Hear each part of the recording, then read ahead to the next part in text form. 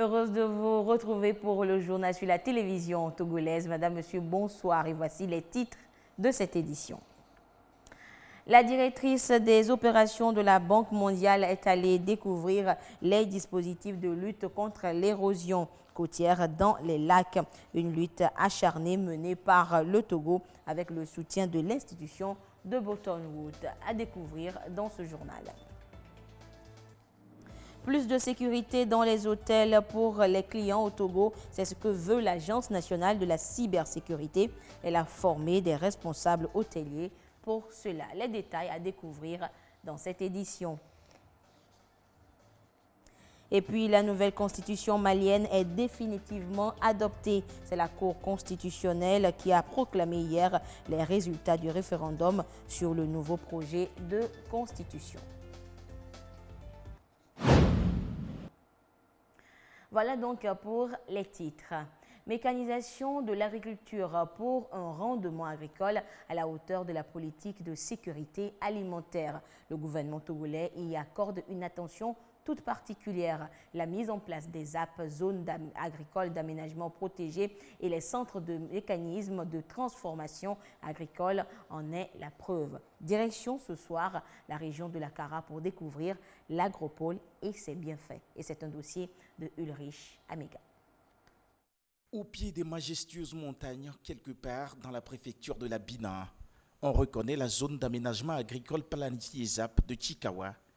Ce vaste territoire de 600 hectares est en pleine effervescence pour la culture du maïs, du soja et du riz. Le projet de transformation agroalimentaire du Togo, également connu sous le nom d'agropole de Kara, a aménagé pas moins de 49 ZAP, s'étalant sur un impressionnant territoire de 5800 hectares. Parmi ces ZAP, 3371 hectares sont labourés par 1120 valeureux agriculteurs, dont 25% sont des femmes. Sur chacune de ces ZAP, les tracteurs vrombissent inlassablement, facilitant ainsi les travaux et insufflant une productivité grandissante. Ces engins agricoles sont aujourd'hui mis à disposition grâce à l'engagement sans faille pris par le chef de l'État Faure Hissozimna Singbe lors des FOPAT, Forum des producteurs agricoles du Togo. Moi, je manque de mots pour vraiment remercier le chef de l'État, Faure Hissozimna Singbe, qui a vraiment une vision, je ne sais pas comment l'expliquer. Ça nous a, avec sa manière de faire, nous avons des tracteurs que Agropole nous a affectés. C'est eux qui sont en train de travailler. Vraiment, c'est un plus. L'année passée, on n'a pas pu labourer les 700 hectares, mais cette année, nous sommes déjà à près de 400 hectares déjà labourés et semés, ce que vous voyez.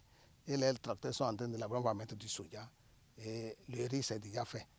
Donc franchement, c'est salutaire l'activité du chef de l'État. Vraiment, nous manquons de mots pour lui dire merci pour tout ce qu'il a fait et nous prions que Dieu le garde pour continuer dans ce sens, pour que d'autres villages et cantons puissent aussi en bénéficier. Outre l'aménagement des terres, un soutien précieux est également apporté en termes d'intrants et de semences.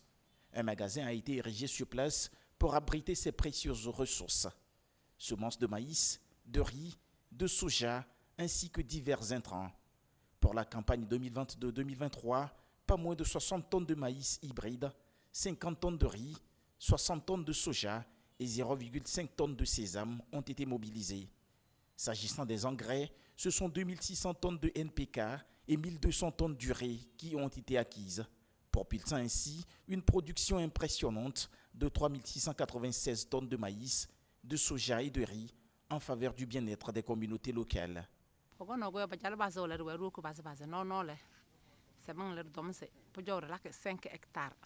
avons commencé avec 3 hectares et nous en sommes aujourd'hui à 5 hectares. Avec ça, nous arrivons à gagner de l'argent et subvenir aux besoins de nos enfants en termes de scolarité et de soins de santé. Je tiens à remercier au nom de toutes les femmes de notre localité le chef de l'État pour toutes ses actions en notre faveur. La ZAP de Chikawa s'est également dotée d'un forage solaire équipé d'une pompe mixte. Au total, l'agropole de Kara compte fièrement 100 de ces forages. Les ZAP nous aident énormément. Avec le forage qui est installé ici, nous avons désormais de l'eau potable à boire et nous sommes en bonne santé. Les récoltes issues de ces ZAP seront acheminées vers les centres de transformation agricole actuellement en construction dans la région de Kara afin de répondre aux besoins des 7 préfectures locales. Les sites de Tchikawa et de Pia seront bientôt opérationnels où l'on entend déjà le bruit des matériaux s'abattant, témoignant de l'ardeur des ouvriers. En parallèle, la construction de 7 entrepôts d'une capacité de 350 tonnes chacun, ainsi que de 7 aires de séchage, est également en cours. Toutes ces actions et formes de soutien découlent de la volonté du président de la République, dont la politique s'oriente plus que jamais vers la mécanisation du secteur agricole, la seule voie possible pour réaliser sa vision d'une sécurité alimentaire pour tous. La prochaine étape consiste à construire et mettre en service l'agroparc de Boukou, qui sera dédié à la transformation agro-industrielle. Après 8 mois, les travaux de protection de la côte Agbodrafort-Grand Popo sont achevés. Ces travaux réalisés dans le cadre du projet Ouaka pour l'environnement impactent déjà positivement le quotidien des riverains. Et la nouvelle directrice des opérations de la Banque mondiale, partenaire du projet, a fait le constat hier durant sa visite sur le site. Et vous allez le voir, les épis, les brises-lames, tout est installé pour empêcher la mer d'avancer. Écoutez ça là. Tout est calme ce vendredi à la plage d'Adehor. Pas un seul engin en activité comme c'était le cas il y a quelques mois.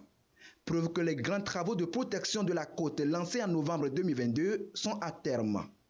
Tous les épis et brises-lames prévus sont posés et une digue construite conformément au cahier de charge de l'entreprise Boskali en charge des travaux. Pour ce qui concerne les travaux de protection proprement dit, c'est terminé à 100%. Mais vous savez, quand on fait un marché, il faut que l'ensemble du contenu du marché finisse pour qu'on dise que ce marché est fini. Donc au niveau de ce marché des travaux de protection, nous avons ce que nous appelons des travaux récréo-touristiques, qui consistent en fait à mettre en place une piste cyclable. Bon, c'est cette piste cyclable-là qui représente moins d'1% d'ailleurs même de l'ensemble des travaux qui est en train d'être terminée. Ce qui reste d'ici la fin de ce mois de juillet, ça devait normalement être terminé. Tout cela, la nouvelle directrice des opérations de la Banque mondiale est venue le constater sur le site. Elle a eu l'occasion de visiter toutes les installations du projet Ouaka, mais également d'échanger avec les bénéficiaires. Le programme Ouaka avait été fait pour effectivement protéger les côtes. Eh bien, j'ai pu voir que ça, c'est une réalité dans cette commune.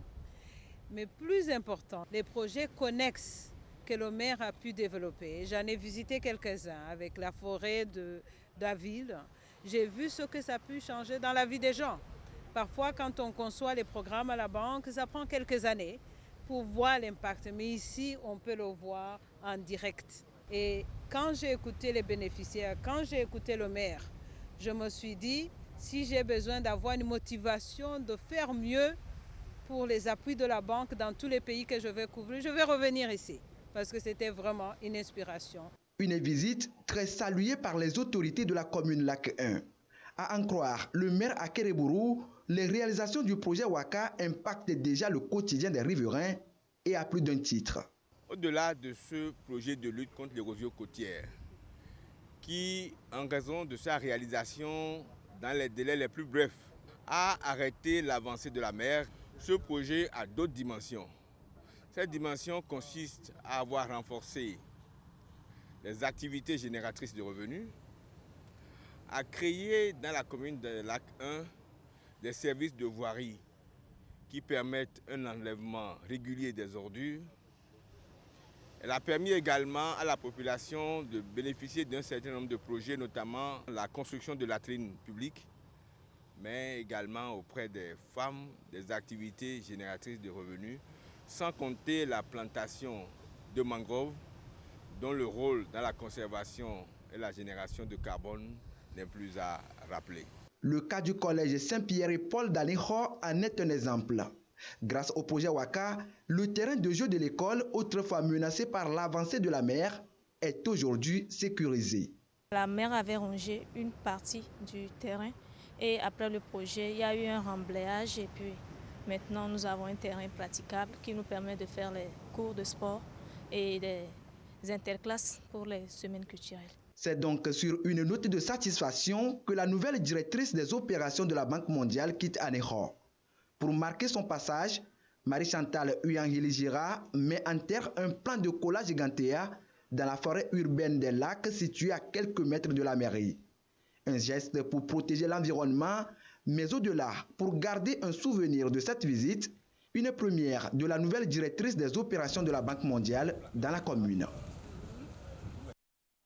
Coopération au beau fixe avec la Banque mondiale et on peut en dire de même également avec la Banque africaine de développement BAD. La chef du gouvernement, Mme Victoire Toméga-Dogbé, et plusieurs de ses ministres ont échangé avec une délégation de la BAD en visite au Togo. À l'ordre du jour, l'accompagnement des projets dans le secteur comme l'entrepreneuriat et l'inclusion financière. Le compte rendu avec Arnaud Kili. En visite de travail au Togo, le vice-président de la Banque africaine de développement BAD, chargé du secteur privé, des infrastructures et de l'industrialisation, reçu par Madame le Premier ministre, a tenu une séance de travail avec le gouvernement. Les discussions sont axées sur des questions de promotion de l'entrepreneuriat et de l'inclusion financière. Les deux parties s'accordent sur les moyens et les stratégies d'accompagnement de l'institution afin de pérenniser les projets déjà entrepris par l'État. Nous savons qu'il y a pas mal de choses qui ont déjà été faites par le gouvernement. Il y a plusieurs initiatives qui existent.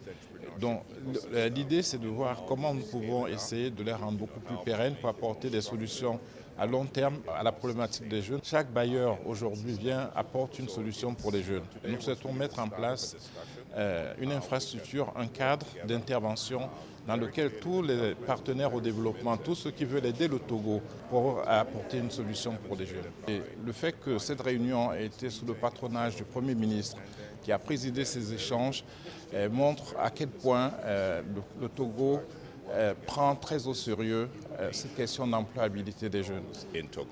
Des besoins d'emploi sans cesse croissants pour une jeunesse qui représente 70% de la population.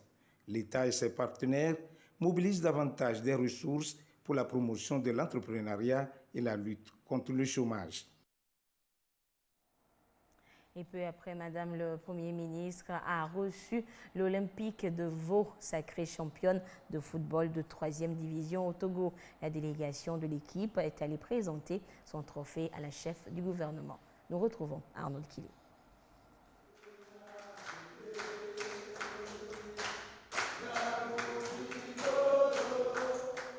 Chant de victoire retentit depuis le 9 juillet dernier au stade municipal d'Atakpamé après la victoire de 1 contre Arsenal FC est repris devant Madame le Premier ministre Victoire Toméga-Dogbé. Joueurs et staff de l'Olympique FC de Vaud, sacré champion du Togo au terme du championnat de 3e division, sont allés présenter à la chef du gouvernement, leur marraine, le trophée remporté. L'équipe est promue en 2e division la saison prochaine. On remercie toute la population de Vaud. Nous, les joueurs, on n'a pas baissé les bras. Ce qu'on nous a demandé, on a fait du début jusqu'à la fin et on a vu aujourd'hui qu'on est champion du Togo. Mouiller le maillot pour tenir en D2 avec pour ambition d'aller en D1, c'est désormais l'objectif de l'Olympique FC de Vaud. Pour le secrétaire général de l'équipe, il faut à cette étape réunir les besoins logistiques.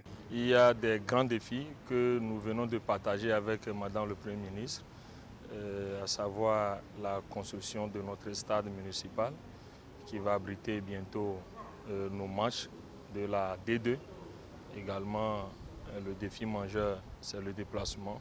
Le président du club, Éric Kokou-Atou, a présenté la gratitude du club à Madame le Premier ministre pour le soutien apporté à son équipe. La chef du gouvernement a félicité les poulains d'Éric Kokou-Atou pour les prouesses accomplies et a encouragé le club à maintenir l'élan pour remporter d'autres trophées. Un beau trophée. L'Agence nationale de la cybersécurité ANSSI a sensibilisé du côté de Calimé les professionnels de l'hôtellerie et de la restauration. Il est question de les former, leur fournir les informations nécessaires en matière de protection des données contre d'éventuelles attaques. Le point dans ce reportage de Silver Abdou. Tout comme les banques et les grandes entreprises, les hôtels et les restaurants sont également des cibles privilégiées des cybercriminels. Ces structures sont elles aussi aujourd'hui menacées de la cyberattaque. Plusieurs hôtels et restaurants dans le monde sont déjà victimes. Même si ceux du Togo ne sont pas encore touchés, il est impérieux de les former. D'où cette sensibilisation de l'Agence nationale de la cybersécurité ANSSI à l'endroit des professionnels, des hôtelleries et de restauration. Il s'agit de leur montrer les bonnes pratiques de protection des données, comment se défendre pour davantage minimiser les risques en cas d'attaque. Nous sommes venus donc leur parler des risques liés à la cybersécurité et leur montrer comment sécuriser leur réseau informatique afin que les données de leurs clients soient protégées. Parce que si un client arrive dans votre hôtel et par mégarde, ces données fuitent sur Internet ou bien se retrouvent sur le dark web, quelque part la responsabilité de l'établissement peut être engagée, donc le client peut entamer des poursuites judiciaires pour pouvoir se faire réparer son préjudice. Donc c'est important que les hôtels et les restaurants puissent sécuriser leur Wi-Fi en matière de configuration, en matière d'installation, etc. Le but, c'est de les amener à être beaucoup plus vigilants, parvenir à déjouer toute attaque au cas où elle se présente. Raison pour laquelle les connaissances et les outils nécessaires leur ont été fournis pour mieux protéger leurs différentes entreprises. Concrètement, ils doivent sécuriser leur Wi-Fi en utilisant des mots de passe de 12 caractères au moins, des mots de passe qui comportent les lettres, les chiffres et les caractères spéciaux. Au-delà de ça, il faut aussi segmenter les réseaux. Il faut savoir partager les réseaux en différentes catégories, dépendamment des clients qui viennent. À part cela, il faut qu'en interne, on ait des politiques de sécurité. Comment protéger les entrées, protéger les sorties et savoir faire la part des choses. Quels sont les clients qui s'y connectent à ce temps donné et qu'est-ce qu'ils font sur le réseau. Je pense, avec cela, ajouter à l'utilisation des VPN au niveau de nos appareils, de nos portables, nous pouvons nous sécuriser. Je suis très satisfait par rapport aux explications détaillées que l'ANSSI et son bras opérationnel nous a offert et ça nous a beaucoup édifié. La démarche de l'Agence nationale de la cybersécurité ANSSI, c'est d'encourager les uns et les autres à s'impliquer dans la lutte pour une véritable protection visant à réduire les risques drastiques de victimes. Fin hier des travaux des États généraux de l'assurance automobile au Togo, travaux à l'issue desquels plusieurs recommandations ont été formulées pour que les assureurs soient efficaces et que les assurés rentrent en possession de leurs droits. Le compte rendu avec Ida Adessou et Ulrich Amega.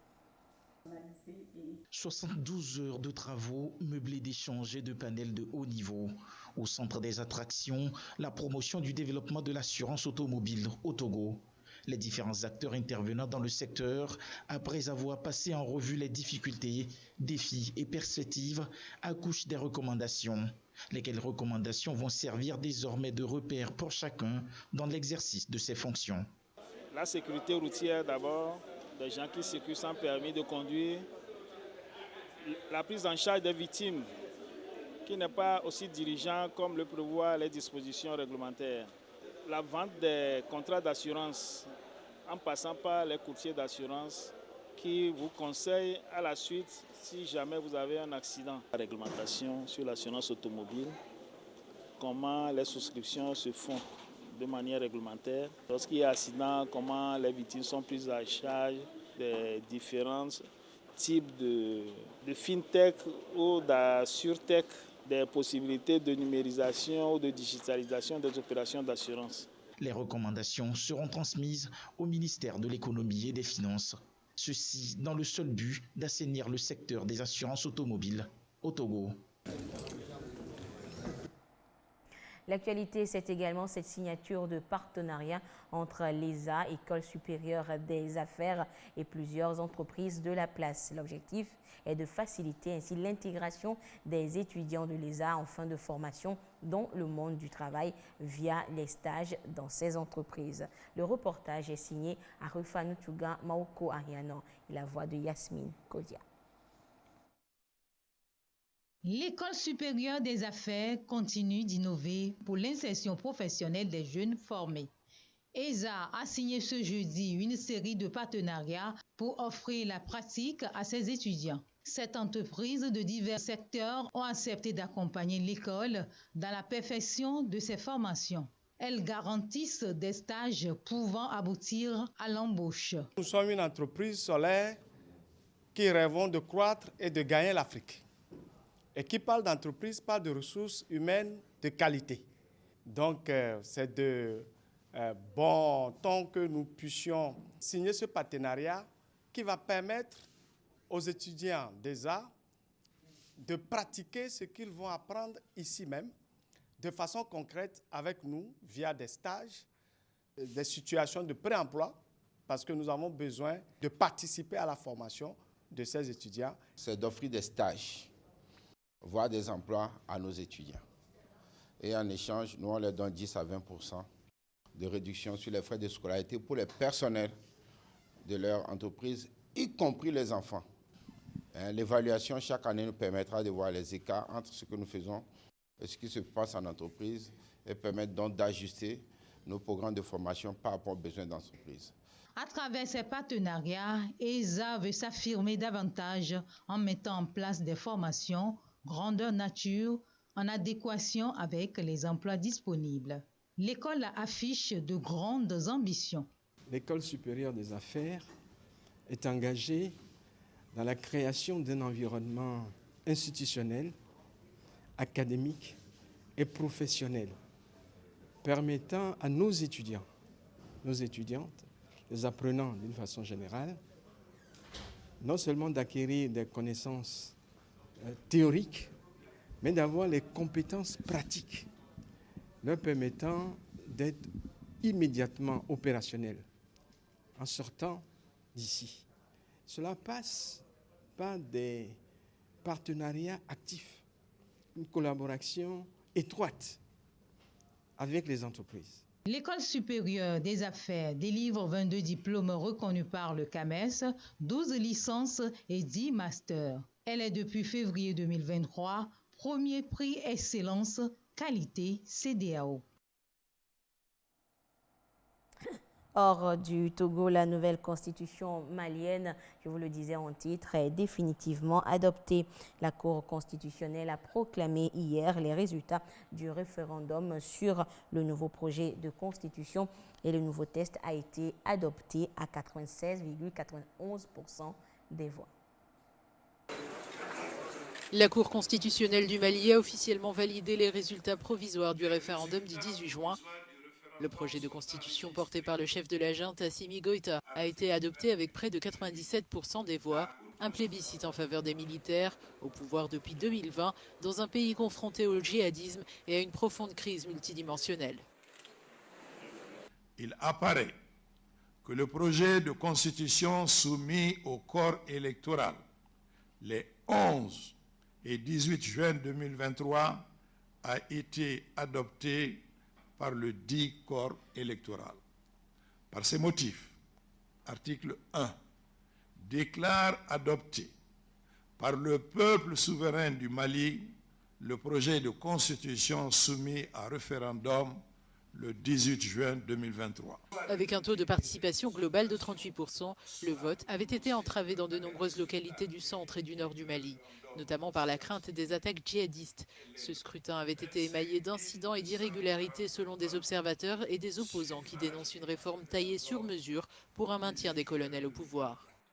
J'ai m'y attendais, mais ma réaction c'est toujours la même chose, parce que nous on a toujours demandé à nos militants de voter non. Aujourd'hui, vous pensez que nous on a perdu, on n'a pas perdu, hein?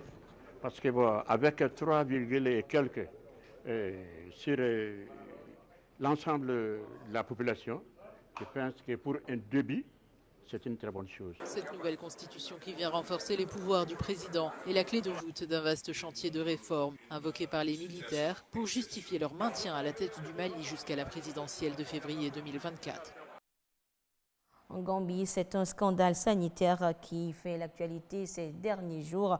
Un ensemble de 4 produits antitussifs serait la cause de la mort de près de 70 enfants dans le pays. En Gambie, le gouvernement a associé 4 types de sirop contre la toux importés d'Inde à une épidémie d'insuffisance rénale aiguë responsable du décès de 70 enfants.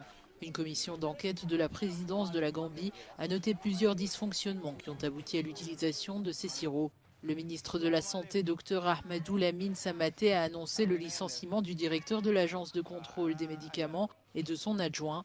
Il a aussi précisé que le gouvernement gambien explorait les voies pour poursuivre en justice le laboratoire pharmaceutique indien dont sont issus les médicaments et obtenir des réparations. Selon l'OMS, ces médicaments contenaient des quantités inacceptables de diéthylène glycol et d'éthylène glycol, communément employés comme antigel et dont l'ingestion peut être mortelle. L'OMS avait lancé début 2023 un appel à une action immédiate et coordonnée pour éradiquer les médicaments non conformes et falsifiés, notamment les sirops contre la toux frelatée. Ce sirop produit en Inde aura tué au total 300 enfants en Gambie, en Indonésie et en Ouzbékistan. Après la fin de l'accord céréalier signé entre les pays africains et la Russie et l'Ukraine, le gouvernement de Moscou affirme rechercher des solutions pour approvisionner ou rembourser les pays dits pauvres, comme les pays africains, certains pays africains. Regardez. Le vice-ministre russe des Affaires étrangères Sergueï Verchinin a déclaré que la Russie travaillait sur de nouvelles routes d'approvisionnement en céréales après le retrait de Moscou de l'accord sur le corridor en mer Noire. Sergueï Verchinin a expliqué que ce problème est déjà en cours de résolution et que Moscou fera tout pour aider les pays africains. La Russie est prête à rembourser aux pays qui en ont le plus besoin la quantité approximative de céréales qui a été acheminée l'année dernière dans le cadre de l'initiative de la mer Noire. Les inquiétudes des pays africains sont compréhensibles et seront pleinement prises en compte. Au sujet de l'approvisionnement en céréales, je viens de vous annoncer un chiffre d'un peu plus de 900 000 tonnes. Bien entendu, pour les pays les plus nécessiteux, ce volume n'est pas significatif. Les contacts sont en cours, de même que les efforts déployés afin que ces pays ne ressentent aucun impact négatif. Plusieurs responsables des Nations Unies ont fait part de leurs inquiétudes sur la fin de l'accord céréalier et des récentes attaques russes sur les ports ukrainiens d'Odessa et de Mykolaiv. Le président ukrainien Volodymyr Zelensky affirme que le retrait de la Russie de l'accord de la mer Noire pourrait entraîner une crise alimentaire mondiale et que 400 millions de personnes risquaient de mourir de faim.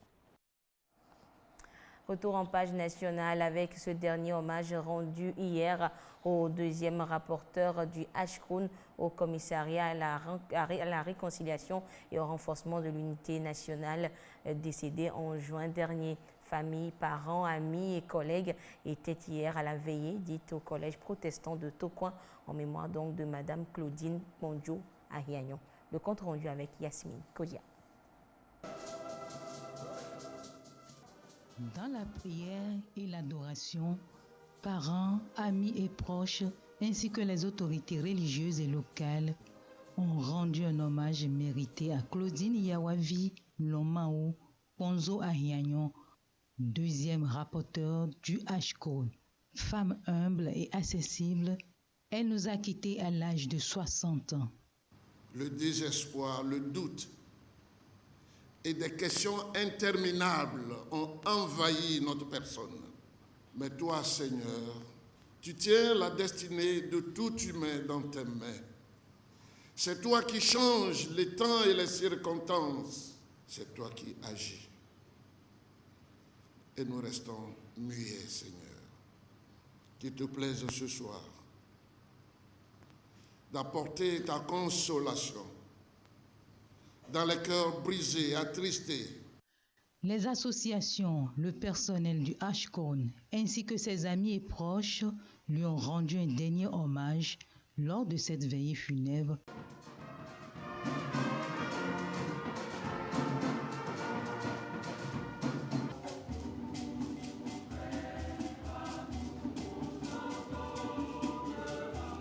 Femme de foi et artisane de paix et de réconciliation, Claudine Yawavi Lomao a été au rendez-vous pour consolider le vivre ensemble. De l'évêque jusqu'au personnel, tous ont salué l'engagement d'une femme noble et dynamique.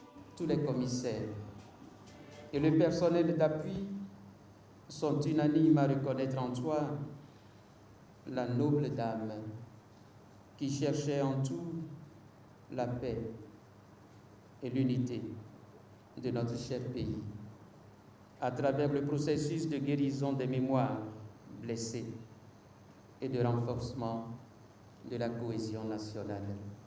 Fut-il sans surprise que nous avons accueilli ta nomination comme deuxième rapporteur du Ascrune, tâche que tu as assumée de toutes tes forces, avec le dévouement que nous te connaissons jusqu'à ton dernier soupir.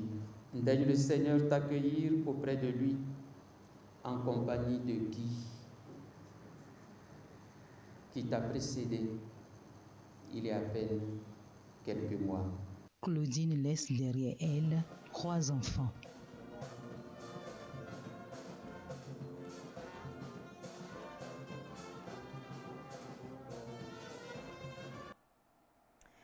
Et nous évoquons les grandes vacances qui ont débuté et ce samedi déjà, les candidats au baccalauréat ont commencé déjà par avoir leurs résultats pour le baccalauréat session de juin 2023. Les grandes vacances constituent ce moment de repos. Eh bien, certains élèves, certains jeunes profitent de l'occasion pour s'adonner à l'entrepreneuriat. Ils apprennent de petits métiers et les apprennent justement dans des camps organisés à leur profit. Et vous allez le voir, dans ces camps, ils joignent l'utile à l'agréable. Et c'est ce qu'a remarqué, a constaté pour nous Clarisse Aticlay. Regardez. Maounion, élève, est en plein atelier de montage et d'installation de panneaux solaires. En moins d'une semaine, elle a appris à alimenter une ampoule à base de l'énergie solaire. L'électricité que je viens d'apprendre ici peut m'aider aussi à pouvoir donner la lumière dans ma maison un jour. À base du soleil et de l'allumage simple et du panneau solaire, je peux pouvoir donner de la lumière dans ma maison ou dans une maison où il n'y a pas de la lumière. Comme j'ai commencé, je peux toujours étudier et faire des formations à base de l'électricité, enseigner les enfants comme le directeur de l'école le fait et pour pouvoir aider la société et la population. Développer le génie électrique, c'est de cette façon que Maounion met à profit les grandes vacances. La cour de cet établissement scolaire s'est transformée en un véritable camp de vacances avec diverses activités manuelles. Ateliers de poterie, macramé, peinture. Il y a également du bricolage des voiturettes à base des boîtes de conserve. Durant ce camp, j'ai eu l'idée de fabriquer un camion à l'aide des boîtes de conserve. Et j'ai pu aussi fabriquer un avion avec son échelle. On a pu construire une voiture, des motos avec des boîtes de conserve. Si je finis ce camp, je pourrais vendre des choses comme ça pour trouver de l'argent. Mine de rien, il pense déjà bien tirer profit des acquis de ce temps de latence. La petite Daniela vient d'avoir son CEPD. Elle rêve déjà de faire de la sérigraphie et de l'infographie une source de revenus parallèlement à ses études. Aujourd'hui, je suis capable d'imprimer un t-shirt. Je produis un test et je l'imprime. Je pourrais imprimer des t-shirts pour des personnes pour gagner de l'argent. Il y a également de la musique à ce camp de vacances. Ici, les enfants apprennent à jouer de tous les instruments. Jean-Pierre est passionné de la fanfare. J'aime trop la musique, la fanfare aussi est l'un des instruments que j'aime beaucoup. Et le coach m'a appris à mettre les doigts au niveau de la fanfare. Et grâce à ça, j'arrive maintenant à pouvoir m'exercer de temps en temps. Ce camp a pour thème enfants futurs entrepreneurs sociaux. Donc nous voulons permettre aux enfants, en étudiant, d'avoir une vision d'avenir et s'ouvrir sur les différentes professions. Dans ce cadre éducatif, agréé et reconnu par l'État togolais, un accent particulier est mis sur l'entrepreneuriat. Les grandes vacances, moment d'épanouissement pour les enfants et les jeunes.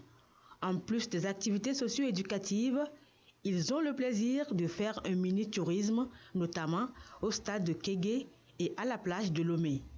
Des moments de souvenirs qui leur resteront très longtemps dans le temps. Et je vous le disais justement, depuis 15 h ce samedi, les candidats au baccalauréat deuxième partie ont commencé par consulter leurs résultats par SMS ou par le portail web le uni.gouv.tg/bac 2023. Et pour ceux qui ne l'ont pas encore fait, vous pouvez donc consulter vos résultats par SMS en envoyant BAC BAC en majuscule, espace, votre numéro de table au 89 98 sur les réseaux Togocel ou Move.